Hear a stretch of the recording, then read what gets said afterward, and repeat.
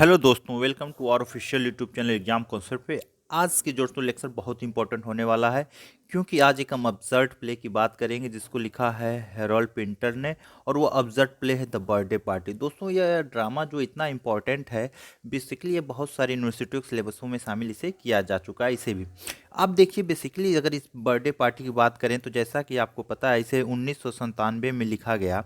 और जब इसे पहली बार 1998 में जब इसको परफॉर्म किया जाता है लंदन थिएटर में, थिएटर ऑफ लंदन में, तो ये बेसिकली उस समय के हिसाब से यह पूरी तरह से फेल हो जाता है और उस समय के लोगों को यह समझ में नहीं आता है।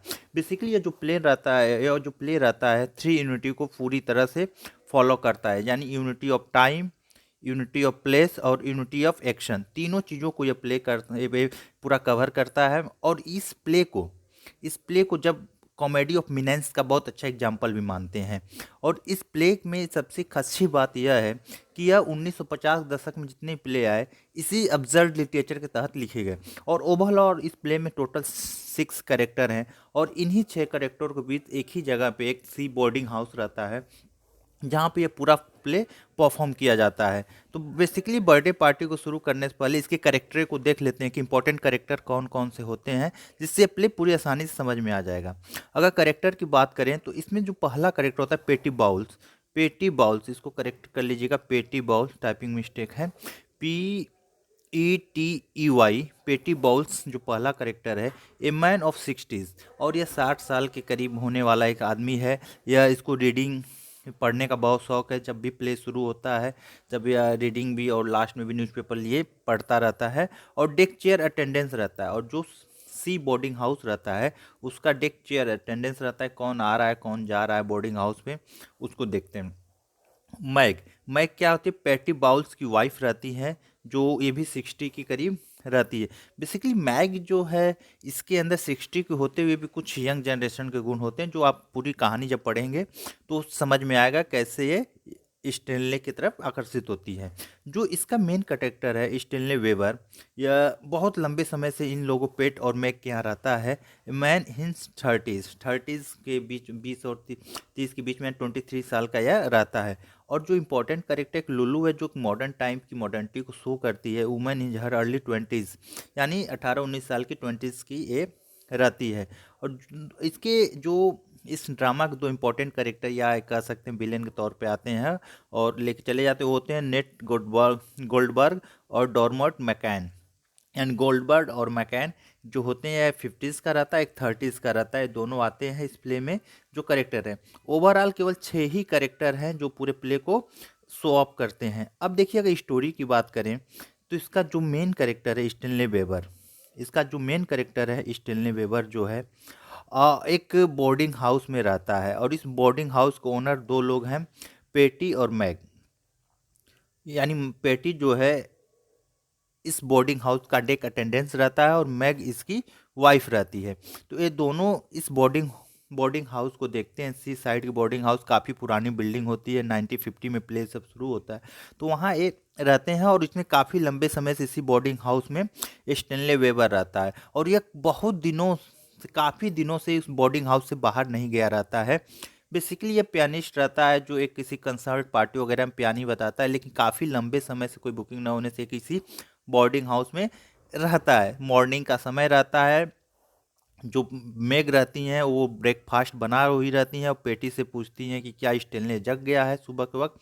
तो पैटी कहते नहीं, वो अभी सो रहा है। तो मैक क्या करते हैं, इसको जाके ब्रेकफास्ट वगैरह बना के इसको भी, स्टेनले वेबर के लिए भी ब्रेकफास्ट लेके इसके चेम्बर में जाती हैं। तो वो सो रहा था, उसे जगाती हैं और उसे ब्रेकफास्ट कराती हैं। कहीं ना कहीं यहाँ मेक का जो है मदरली अफेक्शन भी है, और इसका एक कहीं ना कहीं यह स्टेनले वेबर की मिस्ट्रेस अफेक्शन से अंदर से जुड़ी हुई हैं। ये चीज़ें इसमें शो करता है कि एक जनरेशन गैप होने के बाद दोनों के बीच में एक प्यार मोहब्बत जैसा कुछ मैग जो है इसके प्रति आकर्षित होती हैं स्टेनले वेबर के प्रति। तो इसीलिए वह उसका बहुत केयर करती हैं। तो ये यहाँ पे ब्रेकफास्ट हो जाता है, और ब्रेकफास्ट होने के बाद पेटी बाहर जाते हैं, तो वह मेक को इन्फॉर्म करते हैं कि दो लोग आने वाले हैं, जो 2 विजिटर हैं वो आने वाले हैं, आप उसको देख लीजिएगा। तो मैक को यह बात पता चल जाती है कि 2 विजिटर आते हैं, और मैक यह बात स्टेनले वेबर को बताती है कि यहाँ आज 2 लोग आने वाले हैं, और इसको देख के जो है स्टेनली वेबर या सुन के कि दो लोग आने वाले, इसको देख के ये बड़ा एंग्जाइटी में चला जाता है, बड़ा कंफ्यूज हो जाता है, घबरा घबरा जाता है। तो वह कहीं ना कहीं मेग को बताता है कि वह लोग आएंगे, एक स्टील बैरो कार रहेगी, बैरो कार रहेगी जिसमें एक कहीं ना कहीं डेड बॉडी पड़ी रहेगी। मेग को डाइवर्ट करने की कोशिश करता है और मैग डाइवर्ट हो भी जाती हैं। तो इस चीज़ को ऐसे ही तभी वहाँ पे लुल्लू आती है। लुल्लू इनकी नेबर्स रहती है जो बगल में रहती है, और इसके हाथ में बॉक्स है, जो बॉक्स वह टेबल पे रख देती है और स्टेनले को विश आउट करके चली जाती है, विश आउट करके चली जाती है। तभी अनएक्सपेक्टेड जो दो लोग आने वाले रहते हैं, गोल्डबर्ग और मैकैन, वह आ जाते हैं, वह मैग से मिलते हैं। और मैग से मिलते हैं तभी मैग इनको, एक गोल्डबर्ग रहता है, एक मैकैन, दो ही लोग जो अनएक्सपेक्टेड विजिटर जिनके बारे में पैटी बताता है वो आ चुके रहते हैं। तो मैग इनको बताती है गोल्डबर्ग को कि आज जो हमारा एक किराएदार है स्टेनले वेबर, आज उसका बर्थडे है। तो गोल्डबर्ग क्या करता है, एक पार्टी का प्लान करता है कि आज शाम को एक पार्टी की जाए इनके बर्थडे सेलिब्रेशन में। बेसिकली गोल्डबर्ग जो रहता है एक ज्यूस रहता है, ज्यूस रहता है और ये आयरिश रहते हैं दोनों। तो इनके अंदर कहीं ना कहीं ज्यूस और आयरिशपन भी यहाँ पे आपको देखने को मिलेगा, इस कॉन्सेप्ट को भी यहाँ पे देखने को मिलेगा। तो अब जब पार्टी की बात होती है तो मैग ने क्या किया है, स्टेनले को बर्थडे पे एक ड्रम गिफ्ट करती हैं, एक ड्रम। और ड्रम जब गिफ्ट करती हैं तो यहाँ पे स्टेनले वीवर जो होता है उस ड्रम को अपने गले में लटका के जोर जोर से बजाने लगता है, मीनिंगफुल विदाउट कोई सॉन्ग ने, ऐसे पीटने लगता है गुस्से से। फिर शाम को पार्टी शुरू होती है। जब पार्टी में ये बजाता रहता है तो पार्टी में क्या करते हैं, सब लोग एक गेम खेलते हैं, ब्लाइंड मैन बफ, यह गेम खेलते हैं। ब्लाइंड बफ बफ जब गेम खेलते हैं तो पहले मैक की आंख पर काली पट्टी बांधी जाती है दोस्तों। जब काली पट्टी बांधी जाती है तो वह मकैन को टच कर देती है, और जब मकैन की आंख पे काली पट्टी बांधी जाती है तो स्टेनले को टच कर देता है। जो तो इसी जब स्टेनले की बारी आती है तो जब स्टेनले की आंखों में काली पट्टी बांधी जाती है तो वो जब टच करता है मैक को, तो मैक जो है का एक लाइट वहाँ पे चली जाती है। तो जब लाइट चली जाती है तो वहाँ पे लोग अंधेरा हो जाते हैं, एक दूसरे को देख नहीं पाते हैं। तो मकैन लाइट की टॉर्च जलाने की कोशिश करता है और वह देखता है कि स्टेनले वेबर जो है मैक के ऊपर गिरे हुए हैं, उसके ऊपर लेटे हुए हैं, उसको जकड़ लिए हैं। तो वहाँ पे उस दोनों ने क्या करते हैं, इन दोनों को अलग करते हैं। और इसके अलावा जब वह स्टेनले वेबर उठता है तो स्टेज पे ड्रम रखा रहता है जिससे पैर लग के वह लुल्लू के ऊपर गिर जाता है। तभी लाइट आ जाती है और वहाँ पे लोग देखते हैं कि एक अजीब सा माहौल बन जाता है। लोगों को लगता है कि जो स्टेनले है लुल्लू का रेप करने वाला रहता है, इसको सिड्यूस करने वाला रहता है। और दोस्तों यहाँ पे एक इम्पोर्टेंट है, जो लुल्लू का करेक्टर है यह कम उम्र को होने के बाद अपने से ज़्यादा उम्र की तरफ आकर्षित होती है और यह गोल्डबर्ग की तरफ आकर्षित होती है और इसी के पैरों पे जाके बैठ जाती है और गोल्डबर्ग भी कहीं ना कहीं इसका सिड्यूस करता है।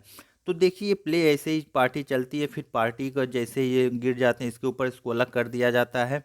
फिर दोनों लोग बहुत सारे क्वेश्चन माइंड वॉश, इस स्टेनले वीवर का माइंड वॉश करते हैं, बहुत अजीब अजीब से क्वेश्चन पूछते हैं कि तुमने अपनी बीबी को क्यों मारा, जब शादी होने वाली थी तो तुम वहाँ पे समय से क्यों नहीं पहुँचे। और यह ऐसे दोस्तों प्रश्न थे जिसका कोई मीनिंग नहीं था, अब कोई मीनिंग नहीं था। पार्टी यहीं पे ख़त्म हो जाती है जिससे स्टेनले वीवर काफ़ी परेशान होता है और सब लोग अपने अपने कमरे पे सोने चले जाते हैं।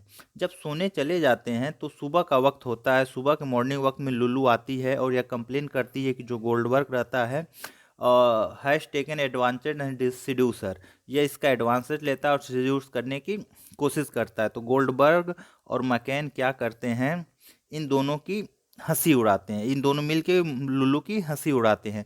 और ये अभी वहाँ पे देखते हैं कि सुबह भी स्टेनले उठा नहीं है तो मैक जो होती है पूछती है क्या इन दोनों से पूछती है क्या स्टेनले उठ गया है। तो रात के जो पार्टी में मिसअंडरस्टैंडिंग हुई थी तो नेटवर्क और गोल्डबर्ग कहते हैं कि उसको किसी अच्छे से डॉक्टर को दिखाने की ज़रूरत है, वो अभी वो कम्प्लीटली रेस्ट नहीं हुआ है। और दोस्तों जो रात में पार्टी हुई रहती है उसमें पैटी जो रहते हैं वह उस पार्टी को अटेंड नहीं करते हैं क्योंकि अपने क्लब में जो है चेस खेलने चले जाते हैं। तो जब मैक पूछती है कि मैक को क्या हुआ है, स्टेनले बीबर को क्या होता है, इन दोनों बोलते हैं कि दिमागी रूप से थोड़ा सा परेशान है, इसको अच्छे से डॉक्टर को दिखाने की ज़रूरत है। जब सुबह पैटी आते हैं तो बताते हैं तो जब पैटी आते हैं लौट के, तो मैग बताती है कि पार्टी बहुत अच्छी चली, मैं पूरी पार्टी की द बाल ऑफ द बेले ऑफ द बेल बाल थी, यानी मुझे मेरी तारीफ की। तो मैगी यहीं पे पूछती है कि बाहर जो गाड़ी, जो व्हील बैरो खड़ी है, वो जो बड़ी सी कार खड़ी है, वो किसकी है? तो पैटी बताते हैं कि वह गोल्डबर्ग की है। और तो वह मैग उससे पूछते हैं क्या उसमें व्हील बैरो भी है? बेसिकली दोस्तों, व्हील बैरो एक लोगों को ले जाने के लिए गाड़ी टाइप का रहता है, उसे ही व्हील बैरो कहते हैं। तो वो कहते हैं उसमें व्हील बैरो नहीं है। तो कहीं ना कहीं मैक को इस बात से काफ़ी तसल्ली होती है कि जैसा कि स्टेनली वेबर ने बताया था कि उसमें डेड बॉडी या व्हील बैरो है, तो वह जान जाती हैं कि इसमें कोई भी व्हील बैरो नहीं है। तो यहाँ पे ये दोनों शुरू होता है। अब यहीं पे इन दोनों की एंट्री होती है, गोल्डबर्ग और मकैन की। यह दोनों मिल के फिर स्टेनले वेबर से कुछ पूछते हैं कि तुम्हें क्या है, क्या चीज़ें नहीं है, तुम्हें क्या दिक्कत है। तो इसको लेके यह इन्हें लेके जा रहे रहते हैं इस डॉक्टर के पास, इसको डॉक्टर को दिखाने। तो इनसे ये पूछते हैं कि कहाँ लेके जा रहे हैं, पेटी पूछते हैं तो बोलते हैं डॉक्टर को लेके जा रहे हैं। लेकिन स्टेनले उनके साथ जाना नहीं चाहता, तो ये दोनों उनको ज़बरदस्ती पकड़ के कार में लेके वहाँ से चले जाते हैं, लेकिन पेटी इन्हें रोकते नहीं हैं। जब मैग वहाँ पे वापस आती है तो पूछती है कहाँ गए, तो पेटी बताती है कि वो दोनों लोग चले गए। और यहाँ पे पेटी झूठ भी बोलते हैं। जब मैग पूछती है कि स्टेनले बेबर कहाँ गया, तो वो कुछ नहीं उसके बारे में बताते हैं। और जब बहुत पूछने पे कहते हैं कि हो सकता है कि वो अपने बेड के रूम में, चेम्बर में सोया हो। तो यहीं पे प्ले जो है अंत एब्रेप्टली वे में ख़त्म हो जाता है। पूरे प्ले में यही दिखाया गया कि जो जो एक्शन था कितने यूजलेस थे, जो एकाएक आते हैं एकाएक, और कहानी का प्रॉपर एंडिंग नहीं दी गई कि जो स्टेनले वेबर का क्या हुआ, ये दोनों लोग इसको पकड़ के कहाँ लेके कार में बैठा के चले गए। ये सब चीज़ें जो राइटर हेरोल्ड पिंटर ने है पूरी अधूरी छोड़ दी हैं। लेकिन एक काफ़ी बेस्ट एग्जाम्पल है कॉमेडी ऑफ एनेंस का और एब्सर्ड प्ले का। ठीक, तो ये प्ले था। आपको इस पर जो भी क्वेरी जो आप कमेंट बॉक्स में छोड़ सकते हैं। ऐसे इंटरेस्टिंग वीडियो पाने के लिए आप हमारे चैनल को सब्सक्राइब करें, और आपको जो भी वीडियो है आप कमेंट बॉक्स में लिखिए, उस पर एक वीडियो आ जाएगी। ओके, थैंक यू, मिलते हैं हम नेक्स्ट वीडियो में।